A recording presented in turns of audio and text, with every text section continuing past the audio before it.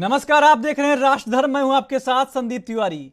BJP के senior leader रहे, हाल ही में मेघालय के गवर्नर पद से रिटायर्ड हुए सत्यपाल मलिक ने केंद्र सरकार पर हमला बोला है। उन्होंने कहा कि अंतर्राष्ट्रीय बाजार में गेहूं के दाम बढ़ेंगे। इससे पहले ही अडानी के पानीपत में गोदाम बनवा दिए गए। किसानों की फसलों का सही दाम नहीं मिला। जब आंदोलन खत्म हुआ तो कुछ मुख्य मांगे थी।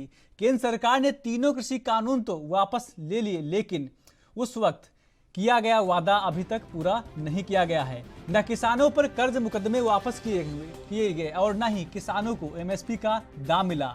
एमएसपी की गारंटी के कानून की बात ही नहीं हो रही है। उन्होंने कहा कि अगर फिर से किसानों ने आंदोलन किया तो वह हर जगह किसानों के बीच पहुंचेंगे। किसानों की आय बढ़ाने की बात की थी, लेकिन आज तक किया कुछ नहीं है। उन्होंने कहा कि गवर्नर रहते दबाव तो उन पर भी बहुत आया, लेकिन उस दबाव को उन्होंने नहीं माना।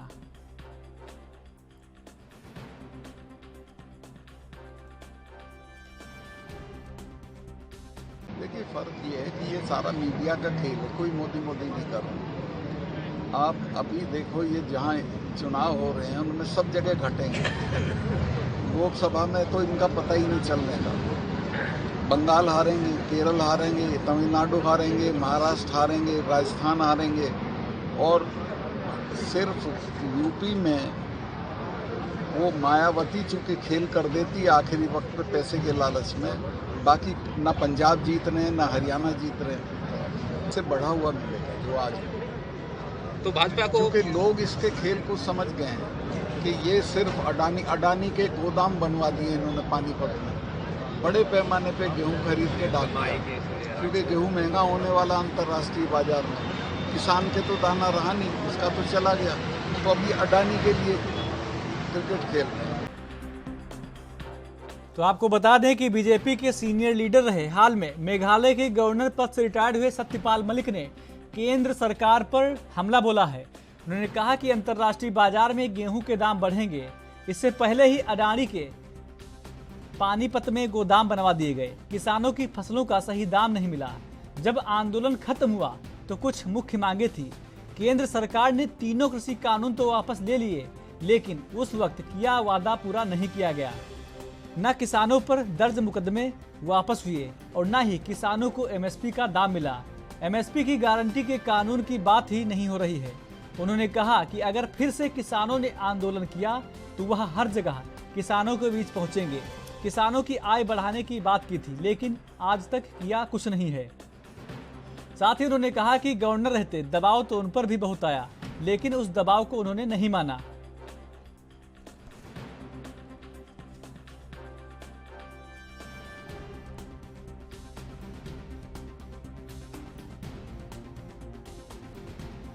तो आपको बता दें कि बीजेपी के नेता रहे, मेघालय के साथ ही मेघालय के गवर्नर पद पर रहे रिटायर्ड हुए सत्यपाल मलिक ने केंद्र सरकार पर हमला बोला है। उन्होंने कहा कि सरकार ने किसानों से जो वादे किए थे वो अभी तक पूरे नहीं किए गए हैं। बात हुई थी एमएसपी की, लेकिन वह भी लागू नहीं की गई है। आय बढ़ाने की बात कही गई थी, वह भी नहीं हुई है। किसानों के साथ धोखा किया जा रहा है। उन्होंने कहा कि जब मैं गवर्नर पद पर था तब मेरे ऊपर दबाव तो काफ़ी आया, लेकिन मैंने उस दबाव को नहीं माना। तो कहीं ना कहीं देखा जाए, बीजेपी के सीनियर नेता रहे, साथ ही मेघालय के गवर्नर पद से रिटायर्ड हुए सत्यपाल मलिक ने अपनी ही पार्टी के ऊपर बगावत कर दी है। उन्होंने कहा कि बीजेपी पार्टी ने जो भी वादे किसानों से किए थे वो अभी तक पूरे नहीं हुए हैं। अगर उनकी बात और उनकी जो मांगे हैं वो पूरी नहीं होती है, तो जहां भी किसान आंदोलन होगा वहां वो जाएंगे और किसानों के हित में बात करेंगे।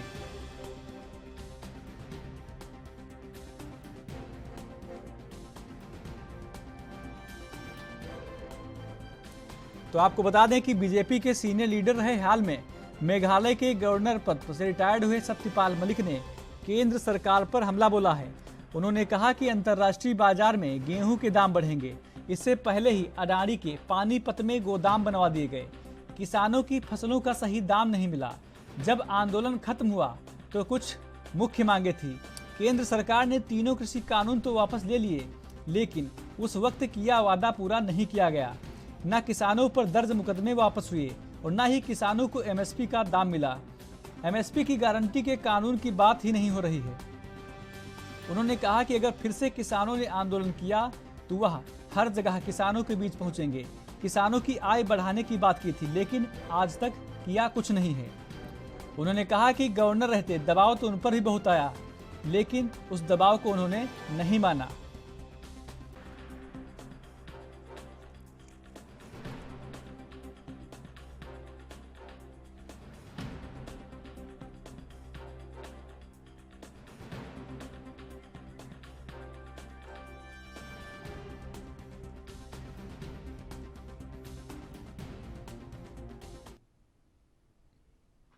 और इस मुद्दे पर चर्चा करने के लिए हमारे साथ 4 मेहमान लाइव जुड़ गए हैं। आलोक वत्स जी बीजेपी से जुड़ गए हैं, साथ ही रत्नाकर सिंह जी कांग्रेस से जुड़ गए हैं, साथ ही सबित मलिक जी हैं जो किसान नेता हैं, साथ ही डॉक्टर इंदुकांत दीक्षित जी वरिष्ठ पत्रकार हमारे साथ जुड़ गए हैं। चारों ही मेहमानों का एएनबी न्यूज पर स्वागत है। सबसे पहले सबित मलिक जी, आप ही से सवाल रहेगा। सरकार ने आपकी जो मांगे थी वो किसान आंदोलन के वक्त उन्होंने कहा था कि पूरी कर देंगे, लेकिन अभी तक पूरी नहीं हुई है। आगे की रणनीति क्या रहेगी? संदीप तिवारी जी, किसान के साथ सरकार ने एक बहुत बड़ा धोखा किया जी, और जिसको अभी 19 तारीख को 1 वर्ष होने वाला है जी।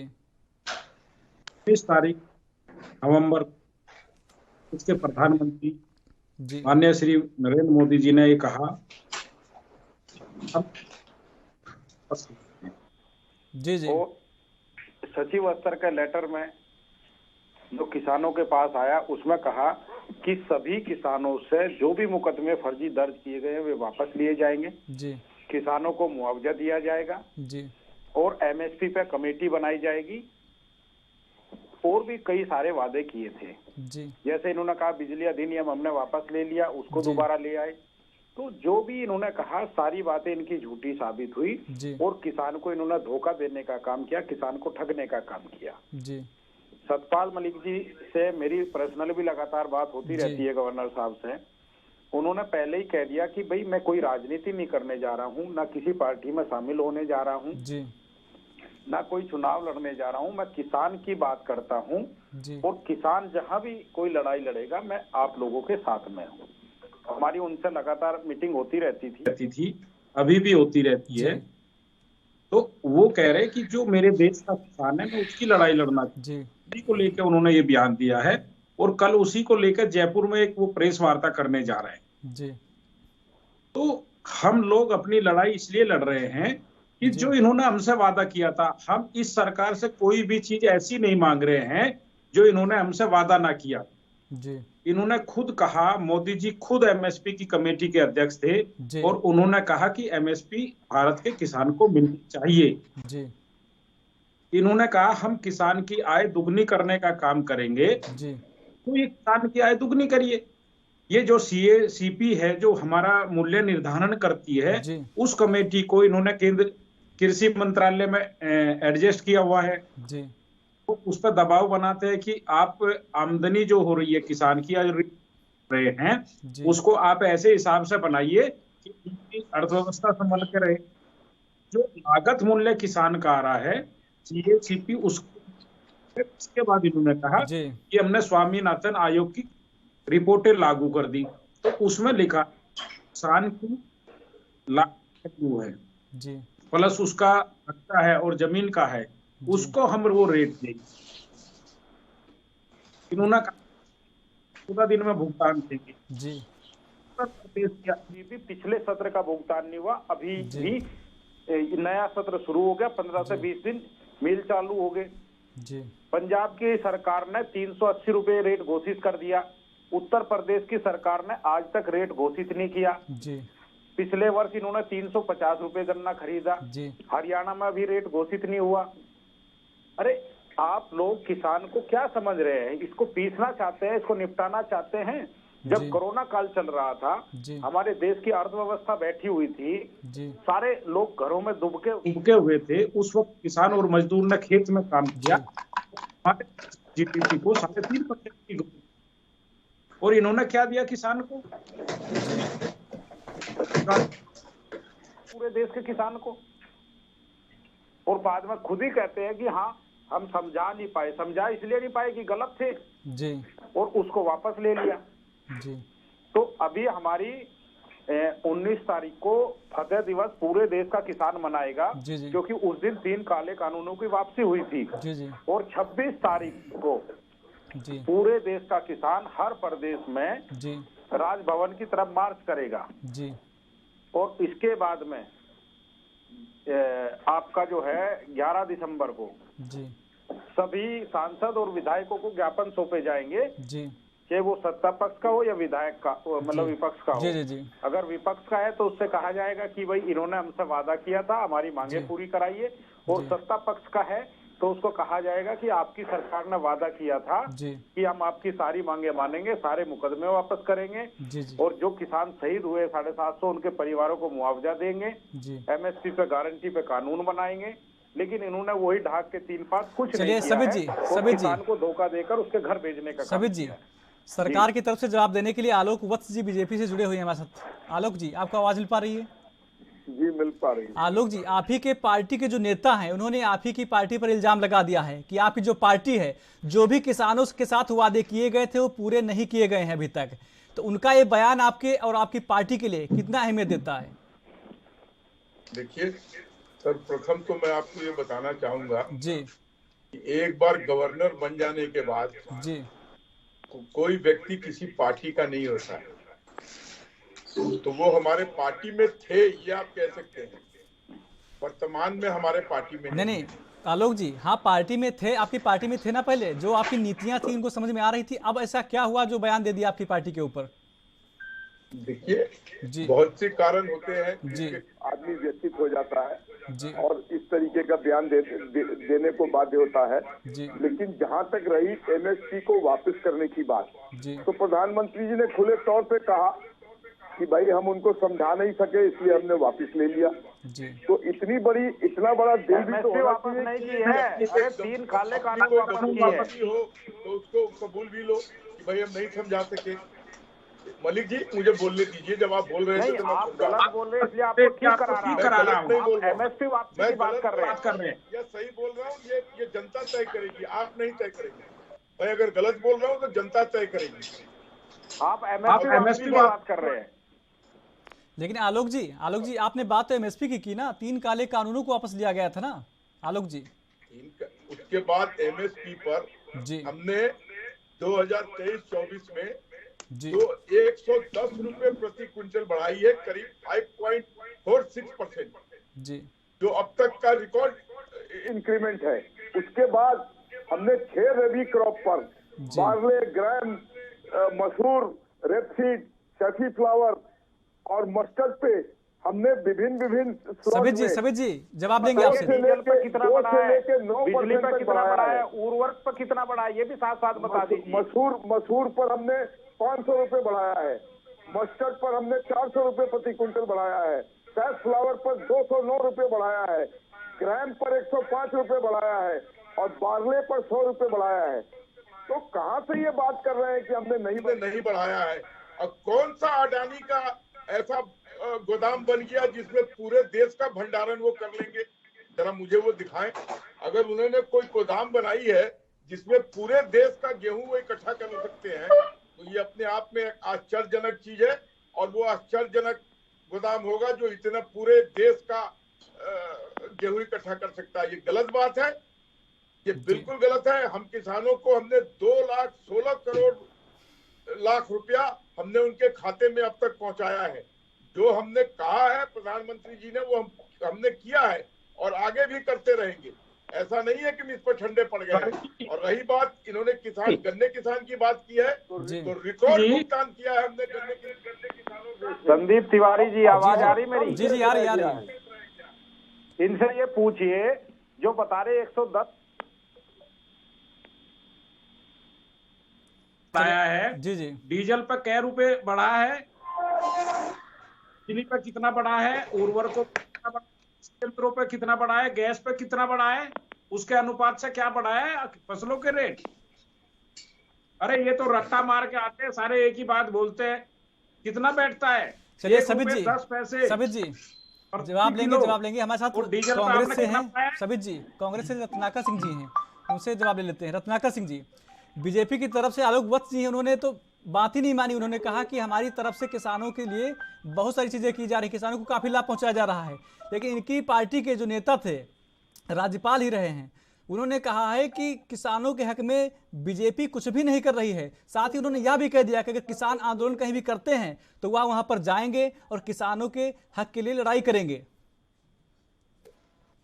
जी बिल्कुल संदीप जी, देखिए सतपाल मलिक जी जो है वह बिल्कुल अपनी बेबाक बातों के लिए जाने जाते हैं और वह निडर होकर बात कहते हैं और सच्ची बात कहते हैं। उन्होंने जब जम्मू कश्मीर के जब वो राज्यपाल रहे तो भी उन्होंने जो वहाँ पे उनको पैसे का ऑफर दिया जा रहा था बड़े उद्योगपतियों के द्वारा जो वहाँ पे कुछ उद्योग लगाने के लिए, तो उन सब बातों को बड़ी प्रखरता के साथ उन्होंने लोगों के सामने रखी और बताया कि किस तरह से भारतीय जनता पार्टी की सरकार में जो है उद्योगपतियों को बढ़ावा दिया जा रहा है और पैसों का लेन देन जो है बड़े स्तर पे किया जा रहा है। रही बात भारतीय ये जो एमएसपी की बात आ रही है, किसानों की बात आ रही है, इस पे मैं ये कहना चाहूंगा कि किसान आंदोलन हुए, उस किसान आंदोलन में तकरीबन 750 से 800 किसान जो है शहीद हो गए और ये जो सीमाओं पे बैठे थे किसान सारे, और वो अपनी मांगों को लेकर के और काले कृषि कानून को वापसी, जब तक बिल वापसी नहीं तब तक घर वापसी नहीं का नारा जो उन्होंने दिया था, और जब तक बिल वापस नहीं हुआ तब तक वो अपने घरों को गए नहीं।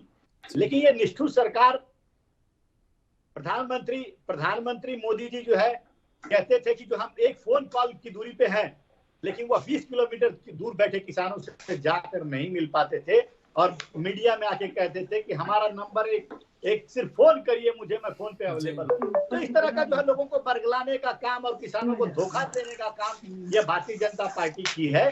तभी जब यह आंदोलन वापिस हो रहा था उस समय बीजेपी की सरकार ने कहा था, उस समय तत्कालीन जो कृषि मंत्री थे उन्होंने कहा था कि हम एमएसपी पे गारंटी देते हैं या हम लिख के देते हैं कि एमएसपी पे जो हम खरीदारी करेंगे और एमएसपी कानून बनाएंगे। लेकिन तभी भी कांग्रेस पार्टी ने उसका पुरजोर विरोध इस तरह प्रकार किया था कि उस समय जो ये कह रहे थे, जो मौखिक रूप से गारंटी दे रहे थे, कह रहे थे लिख के ले लीजिए। अरे आप मौखिक रूप से और लिखित गारंटी क्यों दे रहे? आप एमएसपी के गारंटी का कानून बनाने के लिए जो हम मांग कर रहे थे वो कानून अभी तक इन्होंने नहीं बनाया है। और अभी भी अब देखिए, अभी भी वो जनता को बरगलाने का ही काम किया है। और हमारी कांग्रेस पार्टी ये मांग करती आ रही है कि जो किसान शहीद हुए हैं उन किसानों को मुआवजा दिया जाए और मुआवजे के साथ साथ उन किसान वालों के परिवार में एक लोग को नौकरी दिया जाए। लेकिन ये सरकार क्या कर रही थी उस समय कह रही थी कि हमारे पास वो आंकड़े नहीं है जिससे कि हम ये साबित हो सके कि कौन कौन से किसान शहीद हुए हैं। राहुल गांधी जी की प्रेस कॉन्फ्रेंस आपको याद होगी तो नहीं, अगर याद है तो मैं बता देना चाहता हूँ कि राहुल गांधी जी ने कहा था कि पंजाब में हमारी सरकार है और हम सब किसान जो शहीद को उनको मुआवजा भी देंगे और उनको नौकरियां भी देंगे। और आपने देखा कि किस प्रकार जो है कांग्रेस की पार्टी ने वहाँ पे जो शहीद किसान है उनको मुआवजा भी दिया और उनके परिवार वालों को नौकरी भी देने का काम किया। लेकिन यह सरकार झूठे आंकड़े और झूठे बहाने बता करके उन मुआवजों से दरकिनार कर दी और राहुल गांधी ने केंद्र सरकार को जो अपील करती उसको ठुकरा दिया था। तो ये है भारतीय जनता पार्टी की सरकार। ये इतना झूठा वादा करते हैं कि उसकी कोई ये चुनाव से पहले कहते आ रहे थे कि किसानों की आय दोगुनी कर देंगे। आज मैं संदीप जी आपको एक बात बता देना चाहता हूँ। अभी मैं किसान नेता की बात सुन रहा था, बड़ी उम्दा बात इन्होंने कही। इन्होंने कहा कि जब कोविड का समय था 2 साल सब लोग घरों में बैठे हुए थे, कोई बाहर निकलने का नाम नहीं ले रहा था। उस समय किसान अपने खेतों में काम कर रहा था और वो अन्न उपजाऊ का काम कर रहा था और तब जाके आज हम और आप जो आपके घर में अन्न जो है वो मिल रहा है। आज उन्होंने तभी सब काम किया था, उसका परिणाम ये है कि हम लोगों को अन्न की कमी नहीं हुई। लेकिन ये अन्नदाताओं को ये लोग भूल गए और ये अन्नदाता आज परिस्थिति ऐसी है कि जो आय करने की बात तो छोड़िए, दोगुनी आय करने की बात तो छोड़िए, आज आंकड़ा उठाकर देखिए किसानों की आय जो है आधी हो गई है, आधी। और लाखों की संख्या में पूरे देश में किसानों ने चाहे किसी भी प्रकार, चाहे मुआवजा नहीं मिलता हो, चाहे उनको कोई सुविधा नहीं मिलती हो, कई किसानों ने आत्महत्या की। लेकिन इस सरकार को ये जो निष्ठुर सरकार है, इस सरकार को सिर्फ अपने पूंजीपति मित्रों का सिर्फ ध्यान रखना है, बाकी किसानों का ध्यान नहीं रखना है। ये पूंजीपति मित्र तो विश्व के 10 अमीरों में शामिल हो जाते हैं, कोई दूसरा हो जाता है तो कोई 10वां हो जाता है। क्यों हो जाता है, कैसे हो जाता है? तो ये सरकार जो है ये अमीरों की सरकार है, किसानों की गरीबों की सरकार नहीं है।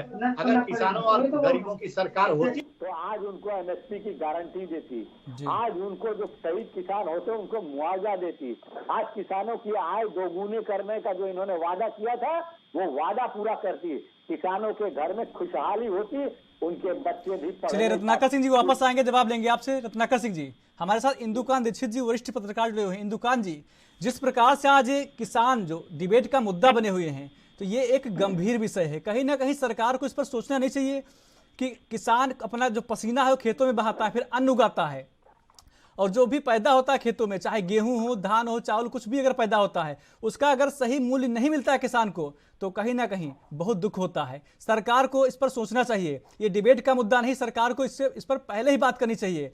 अब जो भी वादे किसान और सरकार के बीच हुए थे वो अभी भी पूरे नहीं हुए हैं। इन्हीं के पार्टी के सीनियर नेता भी बगावती सुर दिखा रहे हैं। उन्होंने कहा कि बीजेपी पार्टी जो किसानों से जो वादे किए थे एमएसपी को लेकर हो या समर्थन मूल्य या फसलों के जो उचित दाम है उसको लेकर हो, कोई भी पूरे नहीं हो रहे, ना तो इसकी बात हो रही है। आप इस पूरे मुद्दे को कैसे देखते हैं? क्या यह चर्चा का विषय है या सरकार को इस पर खुद ध्यान देना चाहिए? नमस्कार संदीप जी। जी देखिए, इस विषय के दो पहलू हैं जी। एक पहलू है किसानों का जेन्युइन मुद्दा जी, जैसे बातचीत होनी चाहिए और उसका सलूशन होना चाहिए, ये पक्ष है। और दूसरा है इसका जो मूल स्रोत जिसके कारण ये डिबेट हो रहा है जी, सत्यपाल मलिक का बयान। जी, पहले मैं सत्यपाल मलिक के बयान पे आता हूँ। जी, देखिए, सत्यपाल मलिक का जो अपना राजनीतिक इतिहास है वो किसी से छिपा नहीं है जी, और जो कांग्रेस और विपक्ष इस समय सत्यपाल मलिक के बयानों को कोट कर रही है सरकार के खिलाफ, जी, वही लोग सत्यपाल मलिक के बयानों पर जब वो जम्मू कश्मीर के गवर्नर थे जी, तो बिल्कुल थू थू करते थे। जी, आपको याद होगा कि जब उनको जम्मू कश्मीर का गवर्नर बनाया था इस सरकार ने, जी, तो उस दौरान वो गवर्नर के तौर पे अनाप शनाप कहीं भी बयान देते थे। उनको अपने कॉन्स्टिट्यूशनल पद की मर्यादा का कोई बोध नहीं था। कई बार तो उन्होंने इस ढंग के बयान दिए कि ये कांग्रेस के नेता, पीडीपी के नेता, एनसी के नेता जो घाटी में हैं वो लाखों करोड़ों रुपए के गलीचे अपने घर में बिछाते हैं। मैंने ऐसे गलीचे देखे नहीं, ये बिना चोरी के ला नहीं सकते हैं। बताइए, किसी गवर्नर से आपने ऐसे बयान सुने कभी? जी। और इसको लेकर के कश्मीर घाटी और जम्मू कश्मीर में तमाम मतलब लोग आश्चर्यचकित थे कि ऐसे व्यक्ति को कैसे गवर्नर बनाया गया। जी। अब इनके बयानों की फहरिस्त अगर आप देखें तो 1974 से इन्होंने राजनीति में कदम रखा था। जी। पहले चरण सिंह जी के साथ, फिर कांग्रेस के साथ, वीपी सिंह के साथ, फिर उसके बाद बीजेपी के साथ, कांग्रेस के साथ भी लंबा इनका टर्म रहा है। जी। अब आप ये देखिए कि जो गवर्नर की पोस्ट पे होता है, जो आलोक वत्सी कह रहे थे, ठीक कह रहे थे जी। क्या उसको ऐसी बयान शोभा देते हैं? जी। या तो तुम गवर्नर का पोस्ट छोड़ दो और या फिर राजनीति में रहो पूरी तरह से, या फिर गवर्नर की पोस्ट की मर्यादा का पालन करना चाहिए। जी।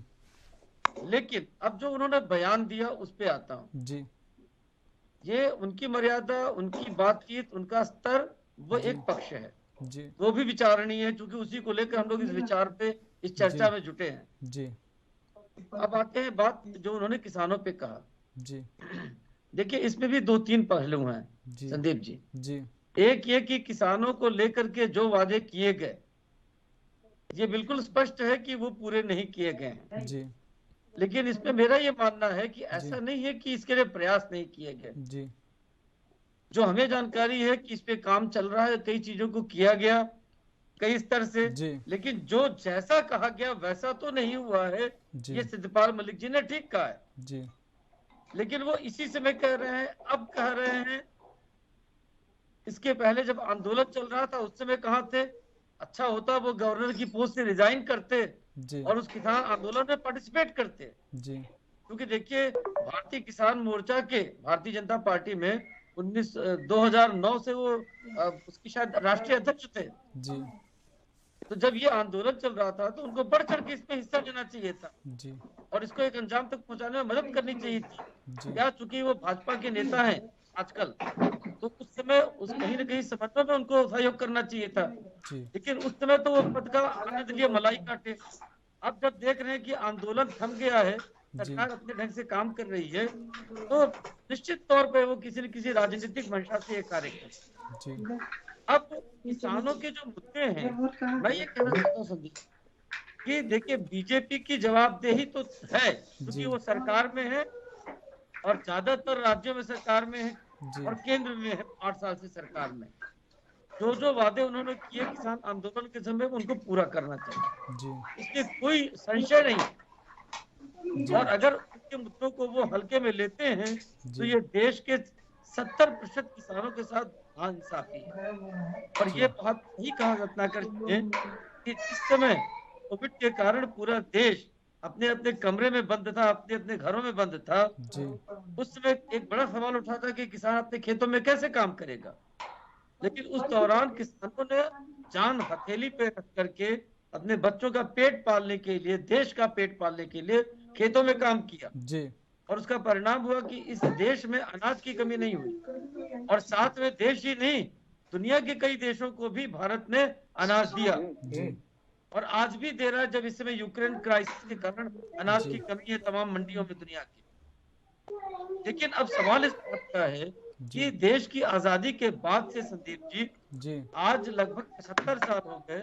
75 साल में किसानों की स्थिति सुधारने के लिए किस किस पार्टी ने, किस किस नेता ने क्या कदम उठाए, इस पूरे पे श्वेत पत्र आना चाहिए और सबका लेखा जोखा जनता के सामने आना चाहिए।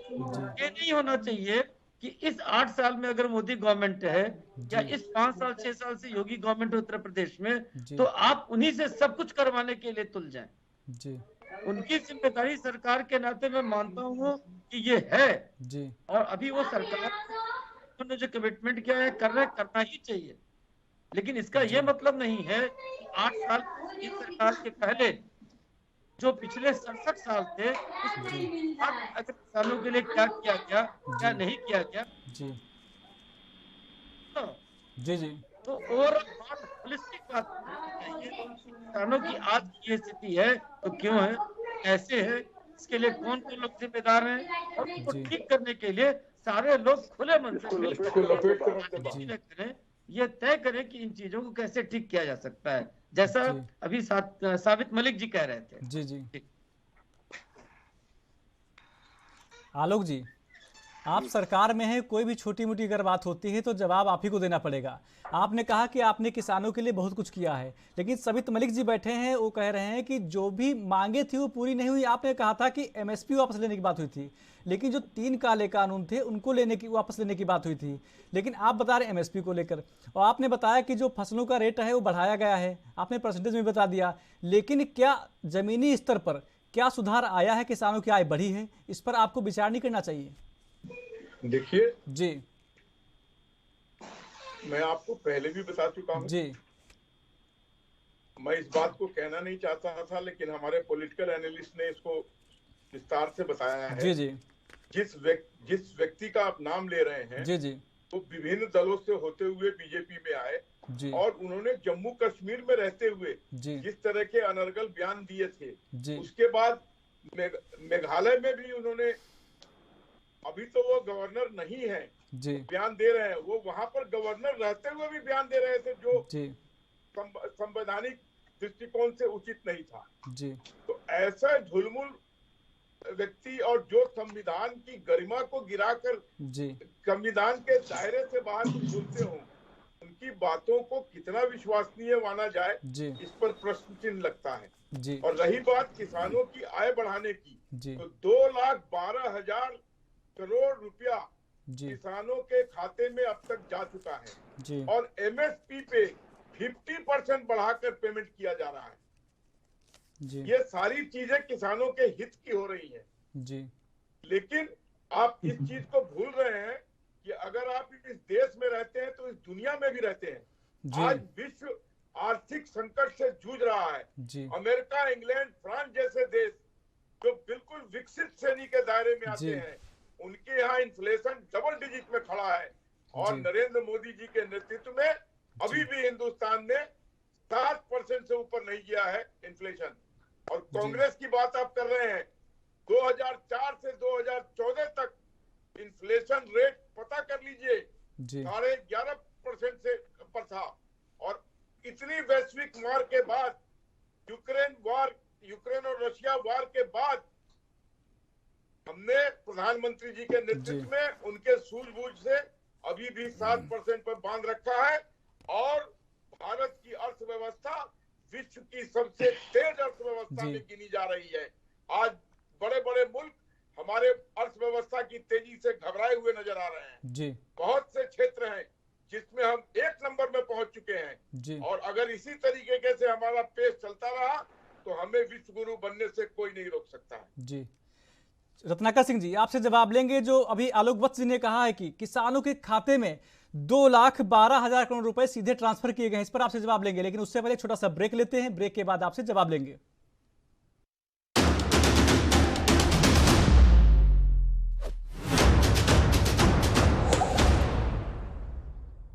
ब्रेक के बाद स्वागत है आपका। हमारे साथ चर्चा में रत्नाकर सिंह जी कांग्रेस जुड़े हुए हैं, उनसे जवाब लेते हैं। रत्नाकर सिंह जी, बीजेपी की तरफ से बयान दिया गया है कि पीएम किसान सम्मान निधि के तहत 2,12,000 करोड़ रुपए सीधे किसानों के खाते में ट्रांसफर किए गए हैं। इससे किसानों को काफी लाभ हो रहा है, इसको आप कैसे देखते हैं?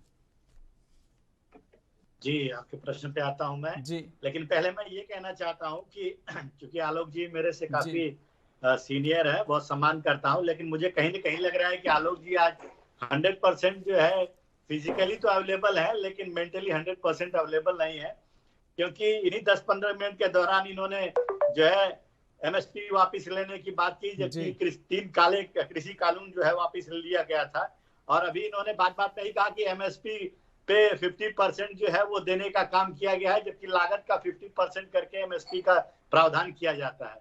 तो कहीं न कहीं जो है मैं आग्रह करूंगा आलोक जी से कि जो है अपने गलतियों को सुधारें। रही बात दूसरी, ये कह रहे थे कि 2,12,000 करोड़ जो है इन्होंने ट्रांसफर किया है किसानों को, निश्चित रूप से किया है, लेकिन किसानों को अगर आपने साल भर में 2,000 करके अगर आप मान लीजिए किसान को आप 6,000 भी दे देते हैं तो आपने किसानों की लागत को कितना गुना बढ़ा दिया है, ये सोचने वाला प्रश्न है। और जैसा कि किसान नेता बैठे हैं, उन्होंने ये कहा भी कि किसान का लागत बढ़ा दिया, पेट्रोल डीजल के दाम बढ़ा दिए गए हैं। पेट्रोल डीजल के दाम कम से कम नहीं तो 1.5 गुना से 2 गुना कर दिया गया है। उर्वरक के दाम जो है बढ़ा दिए गए हैं। मजदूरी, आज जो किसान वहां खेत में काम करते हैं और मजदूरों को लाते हैं तो उनकी मजदूरी में मुझे लग रहा है कि 2 गुना इजाफा हो गया है। तो आपने लागत आ रही है वो 2 गुना बढ़ गया है और आप सर्टेन परसेंटेज जो है एमएसपी पे बढ़ा दिए हैं। आप कह रहे हैं कि वो जो फिक्स करने वाला दाम होता है उसको कुछ आपने बढ़ा दिया, 10% बढ़ा दिया, 20% बढ़ा दिया। लागत तो आपने कृषि मंत्री है, उनकी आय डबल हुई है। उन्होंने बयान दिया है कि आय डबल हो गई है। तो हम भी जानना चाहते हैं, नरेंद्र तोमर जी की आय डबल हुई है, वो फार्मूला हम लोगों को बता दे, इससे हम लोगों की आमदनी दुगनी हो जाए। जी, तो कहीं न कहीं देखिए, यह भारतीय जनता पार्टी है और यह एक हाथ से लेती है तो दोनों हाथ, एक हाथ से देती है अगर तो दोनों हाथ से ले लेती है। तो इस तरह की जो है परिस्थिति बनी हुई है पूरे देश में। आप किसानों को तो 2,000 का झुंझुना पकड़ा देते हैं, लेकिन उनकी लागत को जो है आप बढ़ा देते हैं। तो ये कहाँ का न्याय कर रहे हैं किसानों के प्रति? ये बिल्कुल, ये मैं पहले भी कहा कि अडानी और अंबानी और पूंजीपतियों की सरकार है, ये किसानों, गरीबों, वंचितों, शोषितों की सरकार नहीं है। ये आम जनता की फिक्र अगर करती तो ये जो किसान के जो वादे किए थे इन्होंने, उन वादों को सबसे पहला पूरा करती। ये कहीं न कहीं अपने वादों से भटकती आई है। और मैं ये पूछना चाहता हूँ, आलोक जी बैठे हैं यहाँ पे, मेरे पास आंकड़े भी हैं। इन्होंने वादा किया था क्या तभी कि हम एमएसपी पे खरीदारी करेंगे, लेकिन देखा गया कि पूरे देश में सिर्फ 6% फसल जो पैदावार हुए हैं उनकी खरीदारी एमएसपी पे हुई है। तो 94% आपने किया नहीं।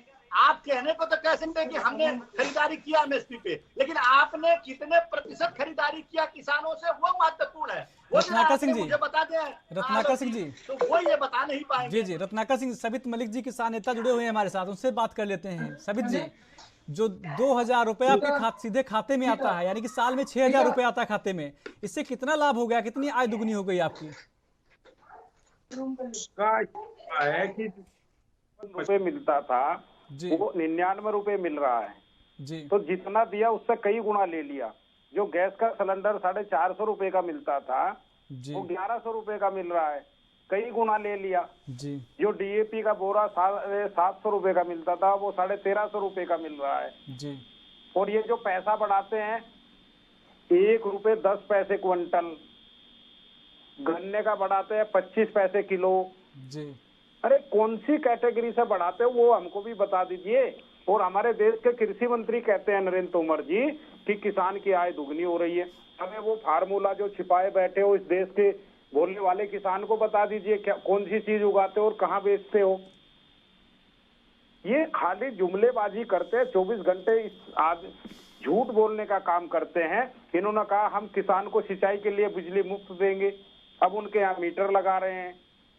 इन्होंने कहा 14 दिन में भुगतान देंगे, पूरा साल बीत गया नहीं दिया। इन्होंने कहा किसानों को मुआवजा देंगे, नहीं दिया। जो शहीद हो गए उनको मुआवजा नहीं दिया। एमएसपी की गारंटी की कानून की बात करते थे, कहा प्रभावी बनाने के लिए कमेटी बनाई और उसमें उस आदमी को बना दिया जिसने इस देश के किसान को वो 3 काले कानून थोपे थे। संजय जो प्रमुख सचिव उस वक्त होते थे कृषि के, उनको उस कमेटी का अध्यक्ष बना दिया। 29 आदमियों में से 26 आदमी बीजेपी ने अपने लोग बना दिए। कहते 3 किसान आ जाओ, उनकी क्या सुनेंगे जी। इनके पास खाली झूठे आश्वासन और धोखा देने के अलावा कोई नहीं है। मैं आलोक जी को कहता हूँ 2 चीजें बता दो जो इस किसान के लिए इन्होंने की हो। चलिए जवाब लेते हैं आलोक जी। सारे किए हैं आलोक जी। अरे 2000 की बात करते हैं, 2000 आप रख लीजिए, हमको नहीं चाहिए 2000। हमारे जो रेट है, हमारी फसल का सही दाम और समय पर भुगतान करा दीजिए। ये किसान कुछ नहीं मांगेगा आपसे। जो उसकी लागत का 1.5 गुना दिला दीजिए और उसकी फसल का सही दाम और समय पर भुगतान करा दीजिए। सभी जी जवाब ले लेते हैं। आलोक जी जवाब दे दीजिए। मलिक जी, पूरे देश का किसान सहर्ष स्वीकार कर रहा है 2000 रुपए की राशि। अगर आपको आपत्ति है तो आप लिख के दे दीजिए, आपके खाते में नहीं आएगा, लेकिन पूरे देश का किसान तो सहर्ष स्वीकार कर रहा है। रेट पहले थे वो करा दीजिए, हमारी गैस का रेट करा दीजिए, पेट्रोल का डीजल का रेट करा दीजिए, खाद का रेट करा दीजिए। अरे हमारी जेब काट के हम ही को दे रहे हो, हमसे 10 रुपए छीन रहे हो, 25 पैसे दे रहे हो। आप 1 मिनट मुझे बोलने दीजिए। ढिंडोरा पीट रहे हो। मुझे बोलने दीजिए। नहीं, ढिंडोरा किस बात का पीट रहे हो? जवाब ले लेते हैं ना, जवाब ले लेते हैं। 5 पैसे दे रहे हो, इस बात का ढिंडोरा पीट रहे हो। मलिक जी, आप आलोकवश नहीं है, उन्होंने आलोकवश को बोला है बोलने के लिए। आप प्लीज थोड़ा शांत रहिए। जो कह रहे हो उसका जवाब हम देंगे आपको। आप हमसे 10 रुपए छीन कर 5 पैसे दोगे और उसका ढिंडोरा पीटोगे। आपने कहा कि छोड़ दीजिए, क्यों छोड़ दें हम? अरे आप हमारी जेब से छीन रहे हो। आपने गैस की पूरे सब्सिडी खा गए, सबकी गैस की सब्सिडी किसी को। चलिए सबित जी जवाब ले लेते हैं, जवाब ले लेते हैं। आलोक जी जवाब दीजिए। मैंने संबित जी आपको शुरू में कहा है कि अगर आप इस देश में रहते हैं तो इस दुनिया में भी रहते हैं जी। आपके बगल वाले देशों का क्या हाल है? क्या हाल है बांग्लादेश का? आपका क्या हाल है पाकिस्तान का? क्या हाल है श्रीलंका का? आप भूल रहे हैं। और आप सोच रहे हैं कि ऐसी स्थिति में, कठिन परिस्थिति में भी हमने इन्फ्लेशन को 7% पर बांध के रखा हुआ है और आपको हम सब्सिडी भी दे रहे हैं और आपको हम एमएसपी बढ़ा के दे रहे हैं, आपके खाते में भी पैसा ट्रांसफर कर रहे हैं। इन सारी कठिन परिस्थितियों के बावजूद और फिर भी आप हम पर उंगली उठा रहे हैं। कहाँ गया आपका किसान आंदोलन? क्यों छिन्न-भिन्न हो गया था? क्यों किसान इलाकों से उत्तर प्रदेश में हमको 100% जीत मिली थी? अगर किसानों का क्यों हाथ जोड़ कर माफी मांगी है? यही किसान आंदोलन था जिसमें घुटने टेके हैं। क्यों राकेश टिकैत के यहाँ बीजेपी ने, क्यों आप मुझे बोलने दीजिए, क्यों राकेश टिकैत के हमने क्लीन स्वीप मारा राकेश टिकैत के घर में? क्यों? क्योंकि वहाँ के किसानों को हम पर विश्वास था। जो जानवर आप लोग बरगलाने का काम कर रहे हैं। किसान की तुलना करते हो। अरे ये किसान राकेश टिकैत के घर में हमने क्यों 100% विक्ट्री अचीव किया? इसका जवाब है आपके पास? छोड़ तो सकता, कोई दूसरा संभालेगा। कौन है संभालने वाला? रहा न कोई रोबन हाला। अभी 30-40 बरस हम कहीं जाने वाले नहीं है। अभी 30-40 बरस हम कहीं जाने वाले नहीं है। अपने कार्यों की बदौलत, अपने कार्य क्षमता की बदौलत, जनता के विश्वास के साथ हम अभी 30-40 बरस तक काबिज रहेंगे। किसान किसान था, किसान रहेगा। आप आज राजा हो, कल रहो ना रहो, कोई ठिकाना नहीं है। चलिए सबित जी, आलोक जी, आप दोनों को रोकना चाहूंगा। रत्नाकर सिंह जी के पास आते हैं। रत्नाकर जी, आपको आवाज मिल पा रही है? संबित जी जी, बोल रहे हैं, मैं भी एक किसान का बेटा हूँ, मैं भी किसान हूँ, मैं कोई शहरी आदमी नहीं हूँ, मैं भी किसान का बेटा हूँ, मुझे मालूम है किसान क्या होता है। चलिए आलोक जी वापस आएंगे। सबित जी जवाब लेंगे। आलोक जी वापस आएंगे भी। आलोक जी पगडंडियों पर अपनी जीवन बिताई है। आलोक जी वापस आएंगे, जवाब लेंगे। रत्नाकर सिंह जी, बीजेपी से पहले आपकी सरकार थी, आप भी जब भी चुनाव लड़ते थे, जब भी आपकी पार्टी चुनावी वादे करती थी, उसमें एक प्रमुख मुद्दा होता था किसान कर्ज माफी। अगर आपकी सरकार थी और आपने किसानों की आय के लिए अगर कुछ प्रयास किए होते तो किसान इतना सशक्त होता कि उसे कर्ज लेना ही नहीं पड़ता। जब किसान कर्ज नहीं लेता तो आपको किसान कर्ज माफी नहीं करनी पड़ती। तो आपने इतने साल देश पे राज किया, आपने किसानों के लिए क्या किया? जवाब दीजिए आप। देखिए संदीप जी, जब हमारा देश आजाद हुआ था उस समय हमारे पास कोई सुविधा नहीं थी जी, ना ही हमारे पास कोई मैन्युफैक्चरिंग हब था जी, ना ही हमारे पास कोई बहुत बड़ा रिजर्व फंड था जी, ना ही हमारे पास आधुनिक मशीनें थी, ना ही रोड था, ना ही रेल था जी। कहीं कहीं पे जो ये सारी चीजें 2014 से पहले जो आपको दिखाई देती रहेगी, आप जिस स्कूल में पढ़े रहेंगे, कैसे बात करते हैं आप? 2014 से पहले रेल ही नहीं थी। किसानों की बात पे आता हूँ, मैं किसानों की बात पे आता हूँ। जी, जो सारी चीजें आपने देखा होगा, जो हवाई जहाज से लेके IIM से लेके IIT तक, ये सब कांग्रेस की ही देन है। बड़े बड़े बांध, भाखड़ा नांगल बांध बनाए, बहुत सारे एयरपोर्ट बनाए, तो ये सब कांग्रेस की ही देन है। ये क्यों भूल रहे हैं? कांग्रेस ने बहुत कुछ किया है इस देश के लिए। रही बात किसानों की, तो हमने किसानों के लिए भी बहुत सारा काम किया है। हमने किसानों को सशक्त बनाने के लिए बहुत सारी चीजें, बहुत सारी रियायतें, सब्सिडी जो हम लोग किसानों को दिया करते थे, ज्यादातर सब्सिडी तो भारतीय जनता पार्टी ने बंद कर दी। तो कहीं न कहीं अगर महंगाई बढ़ रही थी या लागत किसानों की कम रहे, इसका ध्यान भी हम रखते थे कि हम सब्सिडी पेट्रोल डीजल पे देते ताकि किसानों की लागत जो है वो कम रहे, पैदावार का उनको उचित मूल्य मिले, उनको मेहनताना मिले। आज ये भारतीय जनता पार्टी क्या कर रही है? आज तो एक हाथ से दे रही है, दोनों हाथ से छीन ले रही है। तो ये अंतर है भारतीय जनता पार्टी और कांग्रेस में। कांग्रेस ने हमेशा सबके लिए काम किया है, किसान हो, उद्योगपति हो या फिर आम आदमी हो, सबके लिए काम किया है। सिर्फ आरोप लगा देने से सच्चाई जो है बदल नहीं जाती है। और ये भारतीय जनता पार्टी अगर कहीं भी असफल नजर आती है, कहीं भी कोई काम करने में वो अपने वादों को पूरा नहीं कर पाती है, तो वो तुरंत आरोप लगा देती है कांग्रेस ने क्या किया। वो तो वैसा ही है कि एक बाप अपने बेटे को पाल पोस कर बड़ा किया, पढ़ाया लिखाया, काबिल बनाया, और जब लड़का जब नौकरी करने लगा फिर उसने अपने बाप को बोला आपने हमारे लिए क्या किया। तो ये वही परिस्थिति आज भारतीय जनता पार्टी कर रही है। कांग्रेस ने इस देश के लिए बहुत सारा किया है। आजादी से पहले से आजादी की लड़ाई में भी महत्वपूर्ण भूमिका निभाई। भारत के डेवलपमेंट में जो औद्योगिक हो चाहे किसान से संबंधित हो, सारे विकास में महत्वपूर्ण भूमिका निभाई है कांग्रेस ने। कांग्रेस ने बहुत कुछ दिया इस देश को और आगे भी देगी। इनकी तो ये तानाशाही सरकार अब लोगों को पता चल चुकी है कि ये पूंजीपतियों की सरकार है। तो अब पूंजीपति की सरकार नहीं रहेगी। ये देख लीजिएगा 2024 में ये जो 300 पार थे, ये 30-35 पे भी सिमट के रह जाएंगे। तो ये देखने वाली बात है। 2024 में चुनाव होगा, देखेंगे। जी जी जी, और सुनिए, मैं दावों की बात कर रहा हूँ। रत्नाकर भैया, कोई फर्क नहीं पड़ता है। तो आलोक जी सुन लीजिए, कोई फर्क नहीं पड़ता है। 30-40 सीटें कह रहे थे ना ये। मैं कह रहा हूँ रहा में कोई रोमन हारा, आपके यहाँ रोने वाला भी नहीं बच पाएगा। आप चिंता मत कीजिए। नरेंद्र मोदी के सीना के सामने आपका कोई आदमी नहीं टिक पाएगा। नहीं, कोई रोबन हारा। रत्नाकर सिंह जी, आलोक वत्स जी, आप दोनों को रोकना चाहेंगे? रत्नाकर सिंह जी, 2024 में चुनाव होगा, देखेंगे पार्टी की कितनी सीटें आती है, वो बात का विषय है। इंदुकांत दीक्षित जी, आपको आवाज मिल पा रही है? इंदुकांत जी, एक सेंटेंस के आगे पूरा कर लूंगा। रत्नाकर जी आपको रोकना चाहेंगे थोड़ी देर। रत्नाकर जी, आलोक वत्स जी, कांग्रेस लुप्त भारत होगा। आपके अमित शाह ने कहा था ये कांग्रेस का पांव है राजस्थान में, वो उखड़ेगा नहीं, और किस तरह से हमने उखाड़ के फेंक डाला आपने देखा वहाँ पे।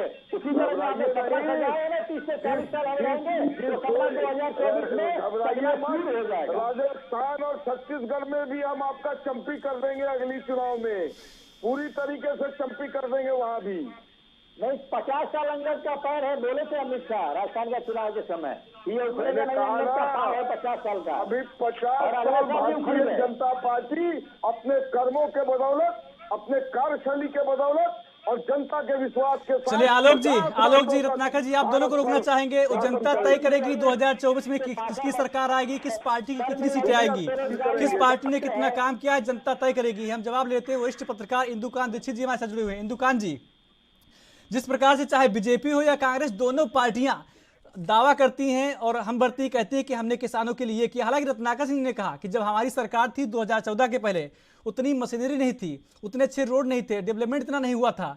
तो उनका कहना है कि बीजेपी की जो सरकार है किसान यहां से कमजोर हो रहे हैं। लेकिन जब भी कांग्रेस चुनाव में खड़ी होती थी, चाहे बीजेपी हो या कांग्रेस, 2014 के पहले की अगर बात करें या 2014 की बात करें हम, तो कांग्रेस की तरफ से कर्ज माफी एक बहुत बड़ा मुद्दा होता था। अगर कांग्रेस या बीजेपी, हालांकि कांग्रेस ने ज्यादा राज किया है, लेकिन अगर कांग्रेस की तरफ से भी किसानों के लिए कुछ किया गया होता तो किसान इतना सशक्त होता कि उसे लोन लेना ही नहीं पड़ता। अगर किसान लोन नहीं लेता तो कर्ज माफी एक मुद्दा नहीं होती। आपसे इसका विश्लेषण चाहेंगे सर। 60 वर्ष कांग्रेस ने लूटा है। अच्छा सवाल आपने पूछा है जी। आलोक जी जवाब ले लेते हैं। आलोक जी जवाब लेते हैं, आते वापस आते हैं अभी। 4 लाख इसीलिए महंगाई इतनी बढ़ गई है, इसीलिए आलोक जी, इतनी बढ़ रत्नाकर सिंह गई है। रोकेंगे आपको। रत्नाकर सिंह जी, इंदुकांत जी आप जवाब दीजिए। देखिए जी, मैं तो आपका इस ओर ध्यान दिलाना चाहूंगा जी कि जिस तरह से आपकी चर्चा शुरू हुई जी सत्यपाल मलिक के बयानों से लेकर के, जी, और जिस तरह से फिर उससे पल्ला झाड़कर सारे लोग प्योर पॉलिटिक्स पे आ गए जी, एक दूसरे का चंपी करने लगे जी, तो इससे पता चलता है कि किसान कहाँ है इस पूरे राजनीति में। जी, किसान विषय ही नहीं है। किसान विषय होता, जो आपने भी प्रश्न पूछा है संदीप जी ना, तो आजादी के 75 साल बाद किसान की आर्थिक स्थिति सुधारने पे चर्चा नहीं करनी पड़ती आपको जी, इसलिए इस पाप में तो सभी सहभागी हैं जी, कोई कम कोई अधिक हो सकता है, लेकिन सभी सहभागी हैं, कोई पल्ला नहीं झाड़ सकता है। किसानों की क्या हालत इस देश में हुआ करती थी किसी से छिपी हुई है। जी, 6,000 रुपए देने की बात कर रहे हैं, 4 आने किसान को नहीं दिया जाता था जी। और मैं रत्नाकर जी को सिर्फ इतना याद दिला दूं, ठीक है कि किसानों से जो वादे किए उन्होंने अभी मोदी सरकार ने पूरे नहीं किए, चाहे बहाने जो भी कर लें जी। लेकिन रत्नाकर जी को बता दूं कि जिस भी राज्य में जा रहे हैं किसानों को सम्मान निधि, किसानों को सहायता देने की बात नहीं की जा रही है जी, किसानों की कर्ज माफी की बात करते हैं। जी, क्या मतलब है? मतलब आप पहले कर्जा लीजिए फिर हम कर्जा माफ जी, करने जी। के लिए पैकेज लेकर के आए। आप कोई परमानेंट सोल्यूशन लेके क्यों नहीं आते हैं? जब राहुल गांधी जी ने 2019 के चुनाव में कहा था कि हम ऐसी व्यवस्था करेंगे कि जिस भी घर में लोग बेरोजगार हैं 72,000 रुपए सालाने का उसकी व्यवस्था करेंगे, जी, कम से कम एक परिवार में एक, जी, कम से कम शुरुआत के लिए किसानों के परिवार में करवा दीजिए, जहां जहां आपके राज्य है वहां किसानों के परिवार में करवा दीजिए, एक परमानेंट सोल्यूशन दीजिए। आप देखिए, आप किसानों को पहले कर्जदार बनाते हैं, ऐसी सिचुएशन, ऐसी अर्थव्यवस्था आजादी के बाद से बनाई गई और उसके बाद राजनीति करते हैं कि हम कर्जा माफ करेंगे, जिससे देश की अर्थव्यवस्था भी ध्वस्त हो जाती है और किसान भी जो देने लायक होता है कर्जा वो भी नहीं देता है। जी, वो अरविंद केजरीवाल की जो पॉलिसी है दिल्ली में जी, कि सभी को बिजली माफ, अरे ये कौन सी राजनीति है भाई? जो गरीब है, जरूरतमंद है, किसान है, मजदूर है, उसका माफ कर तो समझ में आए। जो IAS है, जो उद्योगपति है, उसका भी पता चला 300 यूनिट बिजली माफ, उसका भी पानी माफ। किसके भरोसे? क्या अरविंद केजरीवाल के पॉकेट से आता है? जी। तो उसी तरह से आप कर्जा माफ कर देते हैं एक सुर में सबका। आप गरीबों का माफ करते या ऐसी स्थिति बनाते कि उनको कर्जा लेना नहीं पड़ता। अब मैं एक उदाहरण देता हूँ स्पेसिफिक कांग्रेस सरकारों का। जी, झारखंड में सरकार बनाया कांग्रेस ने, 2 चीजें केवल आप ध्यान रखिएगा रत्नाकर जी, 75 साल की राजनीति के बाद 2019 के लोकसभा इलेक्शन में कांग्रेस के मैनिफेस्टो का सबसे महत्वपूर्ण हिस्सों में से था जो किसान के बिल आए थे, मोदी सरकार लेके आए, वही सारी चीजें कांग्रेस के मैनिफेस्टो में था जी। मैंने जब ये कांग्रेस के एक शीर्ष नेता को पॉइंट आउट किया किसान आंदोलन के समय, तो वो बिल्कुल भड़क गए। उन्होंने कहा आपने पढ़ा है हमारा मैनिफेस्टो? हमने मैनिफेस्टो उनको निकाल के दिखा दिया जी। उसके बाद चुप, कोई जवाब नहीं था। यही सारे के सारे बिल उनके मैनिफेस्टो में थे। अब आते हैं उनके वादों पे। झारखंड में उन्होंने सरकार बनाई, उन्होंने कहा था सारे किसानों का सरकार बनते 1 साल के अंदर 2 लाख तक का ऋण माफ कर दिया। जी। आज तक उन्होंने एक बार बड़ी हिम्मत करके 3 साल के शासन में जी 1 लाख रुपए का सिर्फ ऋण माफ किया, 2,50,000 सब भूल गए। जब उनके बारे में हम लोग पूछते हैं कि क्या हुआ, कहे देखेंगे, वो एजेंडे में भी नहीं है।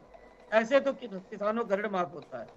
और मैं दावे के साथ बता रहा हूँ रत्नाकर जी को जी कि जो उसके पहले की बीजेपी की सरकार में 2 साल में किसान सम्मान निधि में पैसा दिया गया, रत्नाकर जी आप जोड़कर देख लीजिएगा, उससे कम किसानों का ऋण माफ किया गया जी। और तो और वहां की झारखंड की प्रीवियस गवर्नमेंट ने सम्मान निधि के तर्ज पर किसानों को 1 एकड़ पर 5,000, 5 एकड़ पर 25,000 की सहायता राशि दी जी। वो जो राशि उन्होंने जाते जाते 2 किश्तें दी थी, उतना भी आपने किसान ऋण माफी में नहीं दिया है। जब सरकार से आपके वित्त मंत्री आपके कांग्रेस के रामेश्वर उरांव जी, हमने स्वयं पूछा एक इंटरव्यू में कि आपने ये जो उनको 5,000 से लेके 25,000 पर एकड़ के हिसाब से किसानों को दिया जा रहा था झारखंड में, क्यों बंद कर दिया? उनके पास कोई जवाब नहीं था। ये है किसान की हितैषी आपकी पार्टी। तो इसलिए कोई भी ये कहे कि हम किसान के हितैषी हैं, तो 75 साल में किसान का ये हाल नहीं होता।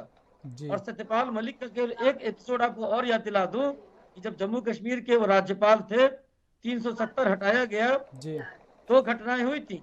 एक बार उन्होंने कहा था कि आतंकवादियों से मैं कहता हूं कि अपनी गोली बर्बाद मत करो, अपनी गोली से उन राजनीतिज्ञों को मारो जो बड़े बड़े कोठी बना के रहते हैं जी। अपनी गोली बर्बाद मत करो। कितनी निंदा हुई थी, आप लोगों ने भी निंदा की थी जी। दूसरा, जब 370 हटा तो उन्होंने कहा राहुल गांधी अनाप शनाप बयान देते हैं, उनको पता नहीं है जम्मू कश्मीर की स्थिति बड़ी अच्छी है, अगर देखना हो तो हम इनवाइट करते हैं, अगर देख लें। भूले नहीं होंगे रत्नाकर जी। राहुल गांधी जी पहुंच गए और वहां पहुंच गए तो उनको एयरपोर्ट से उन्होंने निकलने नहीं दिया, वहीं से बैरंग वापस कर दिया। तब तो कांग्रेस बहुत लाल पीली हो रही थी। तो ये है सत्यपाल मलिक और ये है कांग्रेस की नीति।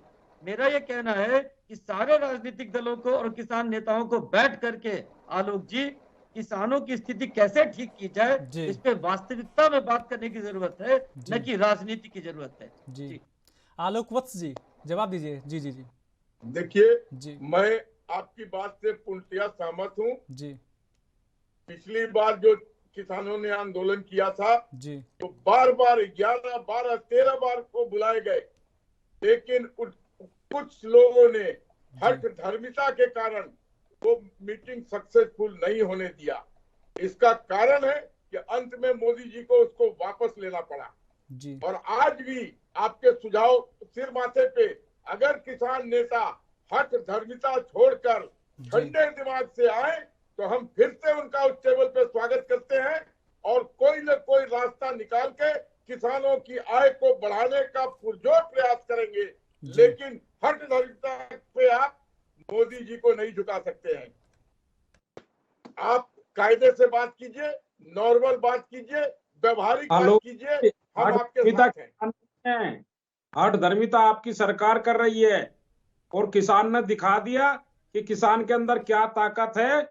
जब आप 13 मीटिंग में नहीं माने तो बगैर किसान के गए आपने मान ली वो बात, क्योंकि आप गलत थे। गलती कबूलने में कोई दिक्कत नहीं है, आप गलत थे, नहीं समझा पाए, हमने माफी मांगी, कहा कि हम लोग किसानों को समझा नहीं पाए, या हमारा फैसला गलत था, हम वापस लेते हैं। किसान हठ धर्मिता नहीं कर रहे थे, हठ धर्मिता आप कर रहे थे। आपकी हठ धर्मिता तोड़ी पूरे वापस कराएगा। तरीके से आप हठ धर्मिता कर रहे थे, ये सब चीजें मांग लो, नहीं तो मीटिंग में नहीं आएंगे, नहीं मानेंगे। ये धर्मिता आपकी किसानों के लिए चलिए समय कम है, किसानों के लिए नुकीले तार आपने लगवाए थे, किसानों के लिए गड्ढे आपने खोदे थे। चलिए वक्त की कमी, आप चारों मेहमानों को रोकना चाहेंगे। सर आलोक वत्स जी आप हमारे साथ जुड़े, आपका बहुत धन्यवाद। साथ ही रत्नाकर सिंह जी कांग्रेस प्रवक्ता हमारे साथ जुड़े थे, उन्होंने अपना कीमती समय दिया, आपका भी बहुत बहुत धन्यवाद। साथ ही सवित मलिक जी किसान नेता आप जुड़े हमारे साथ, आपका भी बहुत बहुत धन्यवाद। साथ ही डॉक्टर इंदुकांत दीक्षित जी वरिष्ठ पत्रकार हमारे साथ जुड़े, आपका बहुत बहुत धन्यवाद।